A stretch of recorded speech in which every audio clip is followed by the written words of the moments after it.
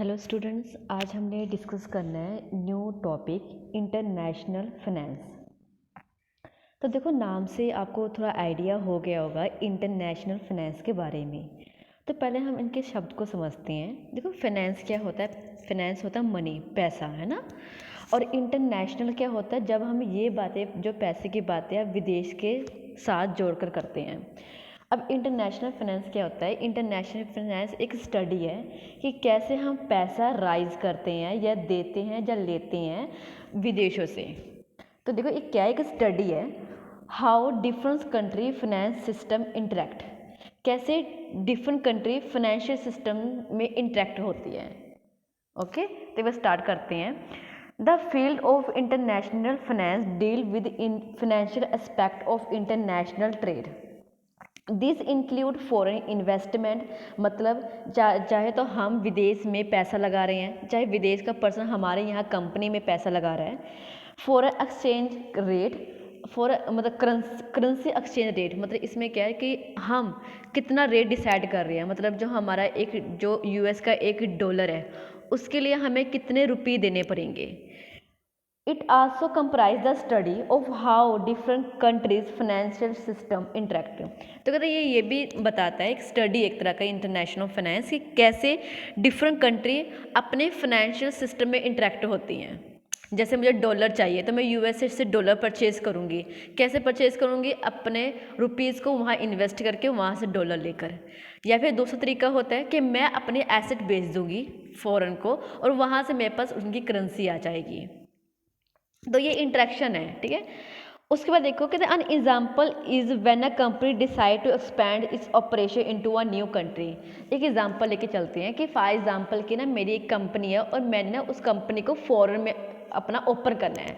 अब देखो, फॉरेन में ओपन करने के लिए पहले तो मुझे फॉरेन में सारी देखना पड़ेगी कि मैं लोकेशन फाइंड आउट करूँगी कहाँ मुझे ओपन करने की रिक्वायरमेंट है, कि जहाँ मुझे वहाँ ओपन करने के बाद प्रॉफिट हो। फिर ये भी देखना कि वहाँ ओपन करने के लिए मुझे वहाँ ओपन करने के लिए कौन कौन से वहाँ रूल्स हैं जो मुझे फॉलो करने पड़ेंगे अगर मुझे वहाँ अपना बिजनेस स्टार्ट करना है। फिर मैं देखूँगी कि वहाँ ओपन करने के लिए कितने पैसे की ज़रूरत है। तो ये सारी चीज़ें आती हैं और ये सारा कवर होता है इंटरनेशनल फाइनेंस में। अब देखो, स्टार्ट करते हैं। कहते हैं एग्जाम्पल है is when a company decide to expand its operation into a new country, the company will need to search the local market condition as well as financial regulation that apply to doing business in that country. It also need financing for its expansion plan. This में involve taking out loan in foreign currency, ठीक है। मतलब मेरे business को expand करना तो फिर विदेश से लोन भी लेना पड़ेगा। तो लोन लेने के लिए क्या फॉर्मेलिटीज़ हैं। अनदर एग्जाम्पल कहते हैं, एक और एग्जाम्पल है is when central bank intervenes to influence the currency exchange rate. मतलब एक और एग्जाम्पल है कि जब सेंट्रल बैंक क्या करती है, अपने करेंसी का रेट डिसाइड करती है। फॉर एग्जाम्पल कि $1 का मैं प्राइस क्या रखूँ, ज़्यादा महंगा भी नहीं करना कि हम बोलेंगे $1 के बदले में मुझे 200 रुपये देने पड़ेंगे, और इतना सस्ता भी नहीं रखना कि $1 के बदले में मुझे 50 पैसा देना पड़ेगा। तो इस तरीके से रखना कि हमारी कंट्री में प्राइस स्टेबिलिटी रहे। देखो, this can happen for the various of reason like to stable the economic and to influence inflations, ठीक है। तो ये सब चीज़ देखकर हमें क्या करना पड़ता है, रेट डिसाइड करना पड़ता है। तो एक अनदर एग्जाम्पल है एक इंटरनेशनल फाइनेंस की स्टडी करने का। तो ये था मीनिंग और ये कुछ एग्जांपल थी कि हम क्यों इंटरनेशनल फाइनेंस की स्टडी करते हैं, ठीक है। अब नेक्स्ट आ जो फीचर्स। देखो, जो ये इंटरनेशनल फाइनेंस के जो मैंने फीचर लिखवाए हैं, ये कुछ इनकी टर्म्स भी हैं, टर्म्स के मीनिंग भी आपको क्लियर होंगे और ये सारे फीचर इसके अंदर आते हैं। ये कह सकते हो कि जो टॉपिक हमने इंटरनेशनल फाइनेंस में पढ़ना होता है। तो स्टार्ट करते हैं। सबसे पहला जो इनका फीचर्स है ऑफ इंटरनेशनल फाइनेंस का, फॉरेन एक्सचेंज मार्केट देखते हैं। अब foreign exchange market is a decentralized market where global currency get traded. The main participate in this market are the large international bank, foreign institution, multinational corporate, government and other central bank. मतलब decentralize कैसे, देखो कहते हैं foreign exchange market decentralise है। दो शब्द होते हैं हमारे पास, एक होता है सेंट्रलाइज, एक होता है डिसेंट्रलाइज। सेंट्रलाइज होता है जिसमें हम एक के हैंड में पावर होती है, डिसेंट्रलाइज होता है जिसमें सभी के पास पावर होती है। तो जो फॉरेन एक्सचेंज मार्केट है वो डिसेंट्रलाइज इन नेचर है। इसमें सारे पार्टिसिपेट अपना डील करते हैं, चाहे वो इंटरनेशनल बैंक हो जैसे वर्ल्ड बैंक, IMF, ठीक है, फॉरेन इंस्टीट्यूट हो। इसके अलावा हमारे मल्टीनेशनल कंपनीज, मतलब मेरी कंपनी विदेश में ओपन हो रही है, गवर्नमेंट हो गया, सेंट्रल बैंक, RBI, तो इनके अपने अपने रूल्स हैं और अपने अपने तरीके से ये कंट्रोल करते हैं। कोई एक हर एक चीज़ को कंट्रोल नहीं करता। तो ये क्या है, डिसेंट्रलाइज होते हैं। नेक्स्ट है इंटरनेशनल इन्वेस्टमेंट। अब ये क्या है, इसमें देखो international investment is a purchase of asset by a foreigner. जब फॉरेन का पर्सन हमारे कंट्री में पैसा कुछ एसेट चीज़ें परचेज करता है, तो इससे क्या होता है, इससे हमारे हमारे फ़ायदा है, क्योंकि हम इससे क्या होगा, उनकी करेंसी हमारी कंट्री में आएगी जो हम यूज़ करेंगे आगे अपने ट्रेड पर्पस के लिए।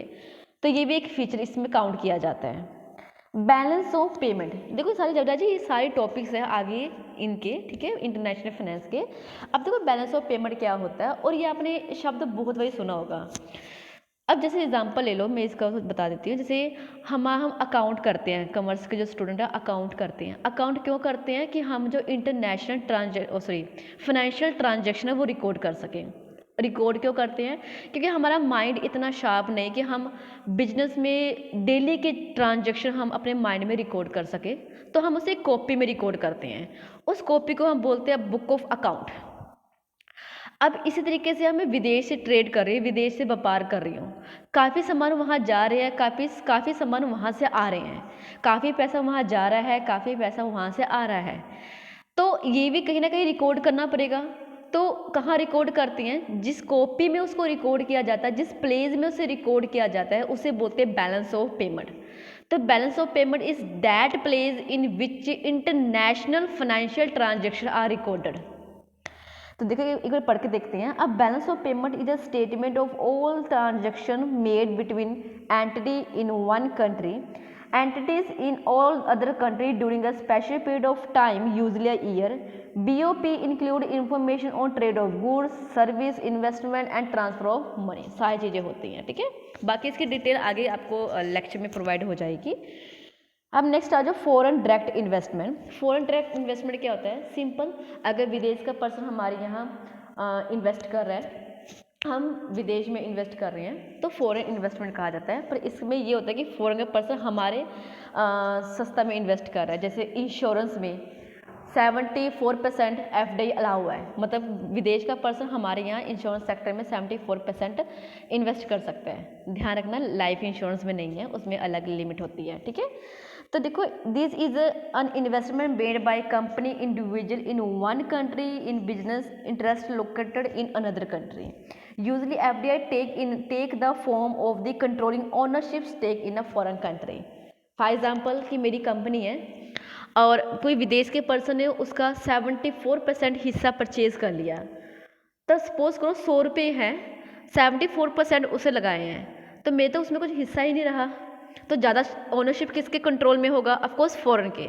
तो एक तरह का ये ओनरशिप कंट्रोल करने वाला एक मेथड होता है, ठीक है।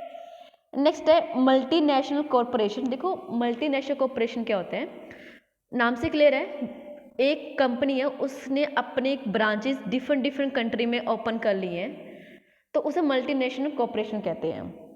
MNC is a company that operate more than one country. MNC are typically large company that have a global reach and engage in cross border activity। उसके बाद जो इंटरनेशनल ट्रेड नाम से है, इंटरनेशनल ट्रेड व्यापार करना, विदेशों के साथ हम गुड्स एंड सर्विस एक्सचेंज कर रहे हैं, इंटरनेशनल ट्रेड कहलाता है। एक्सचेंज रेट क्या होता है, एक्सचेंज रेट होता है कि किस रेट में हम करेंसी को एक्सचेंज कर रहे हैं। जैसे मैं एग्जांपल दे चुकी हूँ, $1 के बदले में हम कितना अपनी करेंसी को एक्सचेंज कर रहे हैं, उसे बोलते हैं एक्सचेंज रेट डिसाइड करना। कहते हैं rate is the rate at which one currency can get exchange for another. तो ये रेट दो टाइप के होते हैं, एक होता है फिक्स, सेकंड होता है फ्लोटिंग। फिक्स होता है जो सेंट्रल गवर्नमेंट डिसाइड करती है और वो चेंज नहीं होते हैं, मतलब ऐसी कोई, देखो पहली बात तो कोई भी चीज़ ऐसा नहीं है कि जो स्टेबल रहेगा सारी लाइफ लिए, तो ये कि ये टाइम टू टाइम चेंज नहीं होते, सरकार ही डिसाइड करती है। तो the rate which is decided by government is called a fix rate. But अगर वो रेट जो मार्केट की वजह से चेंज हो, जैसे डिमांड एंड सप्लाई की वजह से उसका रेट चेंज हो जाए, उसे बोलते हैं फ्लोटिंग रेट। एग्जाम्पल लेके चलते हैं। फिक्स रेट कौन सी होती है? गोल्ड, वो डिमांड और सप्लाई की वजह से चेंज नहीं होते। फ्लोटिंग रेट कौन से होते हैं? बाकी करेंसी, वो फ्लोटिंग रेट्स होते हैं उसमें। फाइन। नेक्स्ट है इंटरनेशनल मॉनेटरी फंड, IMF। ये 1945 में ओपन हुआ था। और ये कह लो कि इसका इसका क्या मेन काम है? इसका इंटरनेशनल मॉनेटरी फंड का काम है कि ना इंटरनेशनली सबको फाइनेंस करना, ग्रोथ करना। वन देखो लिखा हुआ 189 country that work together to promote global economic growth and एक फाइनेंशियल स्टेबिलिटी। तो इंटरनेशनल मॉनेटरी फंड में तकरीबन कितने 189 मेंबर्स हैं जो सारे मिलकर काम करते हैं कि हम क्या करें, इंटरनेशनल जो ट्रेड है, व्यापार है, वो इन्हांस करें, ग्रोथ किया जाए। वर्ल्ड बैंक, ये दोनों एक साथ ही ओपन हुई थी। एक आगे मैं पढ़ाऊंगी, बेटन वुड एग्रीमेंट हुआ था, उसके चलते हुए वर्ल्ड बैंक IMF दोनों ओपन हुए थे। वर्ल्ड बैंक 1944 में वर्क करना स्टार्ट कर दिया था, IMF ने 1945 में। तो देखो दोनों काम इंटरनेशनली पीसफुल माहौल बना कर रखना है, पर वर्ल्ड बैंक ज़्यादा काम करता है लोन की सुविधा प्रोवाइड करने में, ठीक है। तो वर्ल्ड देखो, the international financial institute provide loan to country for a capital project, अपने देश को विकसित करने के लिए या फिर कोई टेक्नोलॉजिकल इन्हेंसमेंट करने के लिए, ये कैपिटल प्रोजेक्ट के लिए जो लोन की सुविधा ये हमारा वर्ल्ड बैंक प्रोवाइड करता है। अब बोलोगे IMF क्या करता है? तो वो इंटरनेशनली ट्रेड को पीसफुल माहौल बनाने रखने में काम करता है।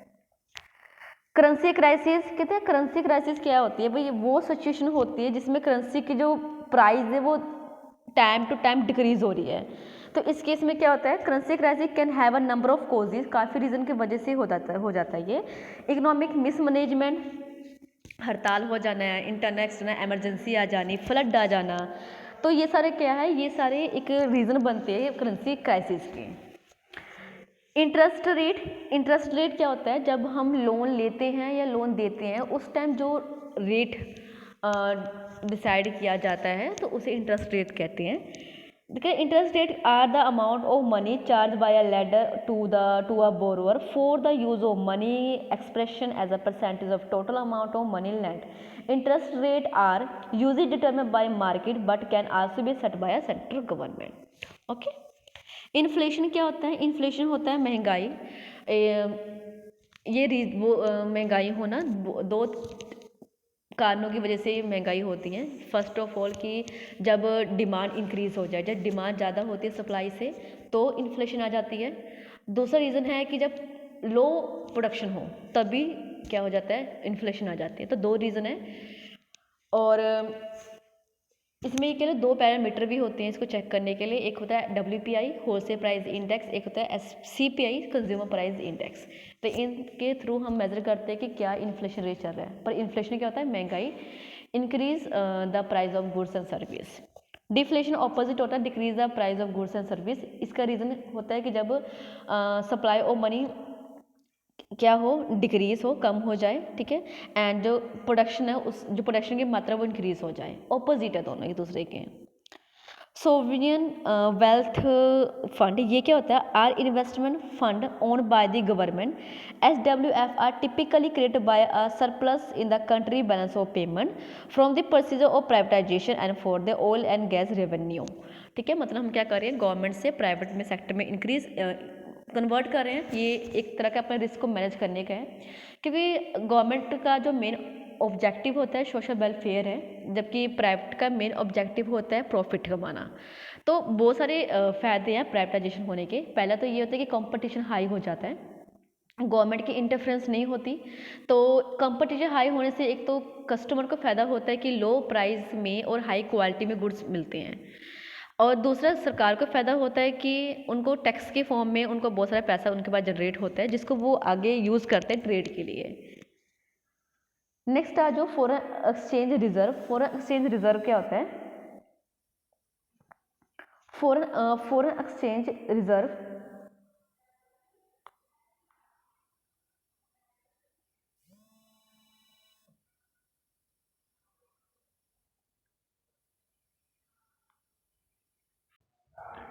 फॉरेन एक्सचेंज रिजर्व क्या होता है? जब क्या होता है, जैसे लगा लो कि विदेश जहाँ बैलेंस ऑफ पेमेंट है ना रिकॉर्ड करता है। अच्छा, अगर मैं पूछूँ कौन रिकॉर्ड करता है? तो आपको ध्यान होना चाहिए कि जो बैलेंस ऑफ पेमेंट जो गवर्नमेंट का जो अकाउंट है वो आरबीआई सेंट्रल बैंक रिकॉर्ड करते हैं, तो वो कुछ ना कुछ रिजर्व रखते हैं, रिजर्व सेविंग रखते हैं, ठीक है, हमारी सिंपल भाषा में सेविंग कहती हैं। तो अब वो क्या कहते हैं, अब यहाँ लिखा फॉरेन एक्सचेंज रिजर्व, विदेश की जो करेंसी है उसको रिजर्व करते हैं। क्यों करते हैं? कि बाद में उस पैसे को हम यूज़ कर सके इंटरनेशनल ट्रेड के लिए, या फिर जो बैलेंस ऑफ पेमेंट में जो डेफिसिट लॉस आता है उस लॉस को हम रिकवर कर सकें। तो ये फॉरेन एक्सचेंज रिजर्व होता है, तो पढ़ लेते हैं। Foreign exchange reserve are fund headed by the central government in foreign currency. This maintain the value of country currency in the event of devaluations. Foreign exchange reserve can also be stable a country currency in the event of currency crisis. जब भी currency crisis होता है तो उसमें वहाँ से पैसे निकाल कर हम उसे स्टेबल करते हैं। इंटरनेशनल मॉनेटरी सिस्टम होता है बेटा जहाँ हम इंटरनेशनली मनी का व्यापार करते हैं, ट्रेड करते हैं, उनको प्रॉपर तरीके से हम डील कर रहे होते हैं। वेटन वुड एग्रीमेंट क्या होता है? देखो, वेटन वुड एग्रीमेंट आपको याद होगा, मैंने अभी बताया था वर्ल्ड बैंक एंड IMF दोनों का एग्रीमेंट हुआ था, ठीक है। मतलब एक मिनट को, वेटन वुड एग्रीमेंट देखो, अब वेटन वुड एग्रीमेंट क्या है? आपको मैं बताया था भी कि वर्ल्ड बैंक और IMF दोनों ही एक साथ ओपन हुए थे, है ना। रीज़न था क्योंकि काफ़ी पहले क्राइसिस आ गए थे, जिसके चलते हुए इस क्राइसिस को कंट्रोल करने के लिए हमने वेटन वुड कॉन्फ्रेंस बिठाई थी 1944 में। इस कॉन्फ्रेंस के चलते हुए हमने 2 बैंक ओपन किए थे, वर्ल्ड बैंक एंड IMF। तभी इन दोनों का बैंक का मोटिव यही है कि वर्ल्ड बैंक का मोटिव है लोन की सुविधा प्रोवाइड करनी जब भी किसी कंट्री में कोई क्राइसिस आए, और IMF का मेन मोटिव क्या है कि ट्रेड को पीसफुल बना के रखना, कि वो क्राइसिस आ ही ना पाए, ठीक है। तो ये वो एग्रीमेंट है। नेक्स्ट है स्पेशल ड्राइंग राइट। देखो ये वेरी इंपॉर्टेंट, जब आप IMF पढ़ते हो ना तो IMF में क्या होता है, देखो IMF का मोटिव क्या होता है कि ना ट्रेड पीसफुल बनाए रखें। तो ट्रेड के लिए अब जैसे हमारी जो इंडिया की रुपी है वो हर एक कंट्री में नहीं चलेगी, तो ये क्या करता है, तो इसके पास एक बास्केट होता है, बास्केट जिसे हम बोलते हैं बास्केट ऑफ 5 करेंसी। इसमें सिर्फ 5 करेंसी आती हैं, और ये वो करेंसी होती है जिसकी हायर डिमांड होती है जब भी हमें ट्रेड करना होता है, जैसे डॉलर, यूरो, पाउंड स्टर्लिंग, ठीक है, और 2 और भी होते हैं। तो इसमें अब बोल के मैम रुपीज़ नहीं आता, तो नहीं आता, रुपीज़ आ सकता भी है अगर उसकी मार्केट डिमांड इंटरनेशनल में उतनी ज़्यादा हाई होगी, ठीक है।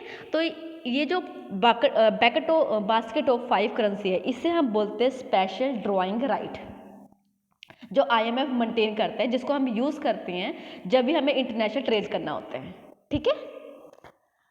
अब आ जाओ नेक्स्ट। आई होप आपको नेचर समझ आ गए होंगे, हर एक टर्म्स के मीनिंग समझ आ गए होंगे। अब हम आगे मूव करते हैं बेनिफिट्स। देखो बेनिफिट क्या है इंटरनेशनल फाइनेंस का, हम क्यों इसको पढ़ते हैं, क्या बेनिफिट है?